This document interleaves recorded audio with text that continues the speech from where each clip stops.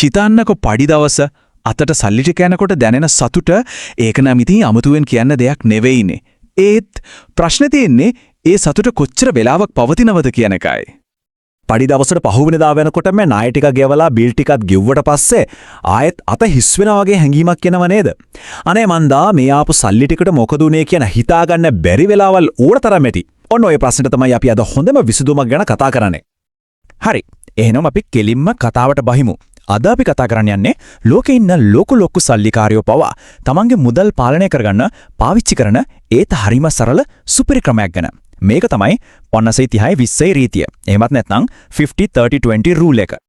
මේකේ තියෙන හොඳම දේ තමයි මාසෙට හම්බ වෙන ගාණ 40000ක්ද ලක්ෂයක්ද ඊට වඩායිද කියන එක මෙතනට අදාළම නෑ. ඇත්තටම නෑ. මේ ක්‍රමය ඕනම ආදායම් මට්ටමක ඉන්න කෙනෙක්ට එක වගේම පාවිච්චි කරන්න පුළුවන්. ඉතින් කොහොමද මේක කරන්නේ? හරිම ලේසි. මුලින්ම කරන්න ඕනේ තමන්ගේ මාසික ආදායම පැහැදිලිව කොටස් 3කට කඩා ගන්න එක. ඊ කියන්නේ 50%ක්, 30%ක් සහ 20%ක් විදිහට. හරි. දැන් අපි බලමු මේ එක කොටස මොකටද යොදවන්නේ කියලා. අපි පටන් ගමු ලොකුම කෑල්ලෙන්. ඒ කියන්නේ අපේ ආදායමෙන් 50%ක් හරියටම කිව්වොත් භාගයක් මේ කොටස සම්පූර්ණයෙන්ම වෙන් වෙන්න ඕනේ ජීවත් වෙන්න නැතුවම බැරි අත්‍යවශ්‍යම දේවල් වලට. ඔව් මේ 50%ක කොටස තමයි අපි අවශ්‍යතා එහෙම නැත්නම් needs කියන කොටට දාන්නේ. ඉතින් මොනවද මේ අවශ්‍යතා කියන්නේ? හරිම සරලයි. ජීවත් වෙන්න නැතුවම බැරි දේවල්. උදාහරණයක් විදිහට කෑම බීම ගෙවල් කුලිය, ලයිට් බිල, වතුර බිල, ඒ වගේම අත්‍යවශ්‍ය බෙහෙත් දරුවන්ගේ ඉස්කෝලේ ගාස්තු වගේ දේවල්. මෙතන තියෙන අභියෝගය තමයි මේ හැම වියදමක්ම අර ආදායමෙන් භාගය ඇතුලේ තියාගන්න එක. හරි. එහෙනම් පළවෙනි 50% ඉවරයි. දැන් එමු ඊළඟ කොටසට. ඒ තමයි අපේ ආදායමෙන් 30%ක්. මේ කොටස වෙන්නේ ජීවිතේ ටිකක් විඳින්න කරන දේවල් වලට. ඒ කියන්නේ අපේ ආසාවන් වලට. ඔව් මේ 30%ක කොටස තමයි අපි ආසාවන් එහෙම නැත්නම් wants කියලා හඳුන්වන්නේ. මතක තියාගන්න මේක අර කලින් කතා කරපු අත්‍යවශ්‍ය දේවල් වලින් සම්පූර්ණයෙන්ම වෙනස් දෙයක්. කොහොමත් අපි මහන්සි වෙලා හම්බ කරන්නේ ටිකක් සතුටින් ඉන්නනේ නේද?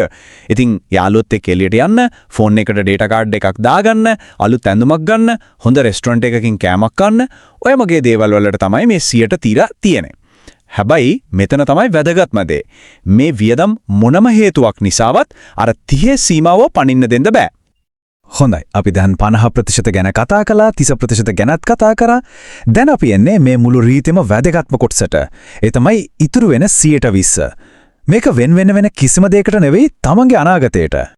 ඇත්තටම මේක හරිම ගැඹුරු කතාවක්. මේ අන්තිම 120 කියන්නේ වියදමක් නෙවෙයි. ඒක තනිකරම තමන්ගේ අනාගතය වෙනුවෙන් කරන ආයෝජනයක්. අපි නිකම්ම වියදම් කරන මානසිකත්වයෙන් මිදිලා තමන්ට ආරක්ෂාවක් ධනයක් ගොඩනගා ගන්න එක ගැන හිතන පටන් ගන්න ඔන්න ඕර තැනෙන්. දැන් බලන්න සම්පූර්ණ චිත්‍රය පැහැදිලි. අර අන්තිම 120.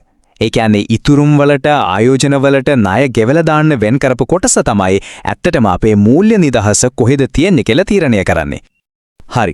ඒකෙන් මේ 120ට මොකද කරන්නේ? කරන්න පුළුවන් දේවල් කිහිපයක්ම තියෙනවා. එකක් තමයි හදිසි අවස්ථාවකට පාවිච්චි කරන්න අරමුදලක් හදාගන්න එක. එහෙම නැත්නම් රත්තරන් වල ආයෝජනය කරන්න පුළුවන්, ෆික්ස් ඩිපොසිට් එකක් දාන්න පුළුවන්, නැත්නම් කොටස් වලද පුලේ ආයෝජනය කරන්නත් පුළුවන්.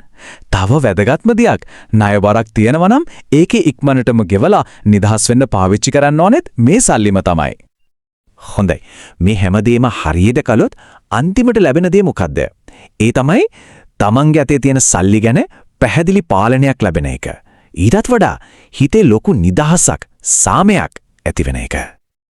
ඇත්ත මුල් දවස්වල මේ විදිහට වියදම් පාලනය කරන එක ටිකක් අමාරුයි වගේ දැනේ. ඒක සාමාන්‍යයි. හැබැයි එක දිගට මාස 3ක් විතර මේක පුරුදු වුණොත් ඊට පස්සේ මාසේ අගට කාටවත් අතපාන්නේ නැතුව තමන්ගේ කකුල් දෙකෙන් හිටගන්න පුළුවන් මූල්‍ය නිදහසක් ලැබෙනවා කියන එක නම් සහතිකයි. ඉතින් අන්තිමට පොඩ්ඩක් හිතලා බලන්න.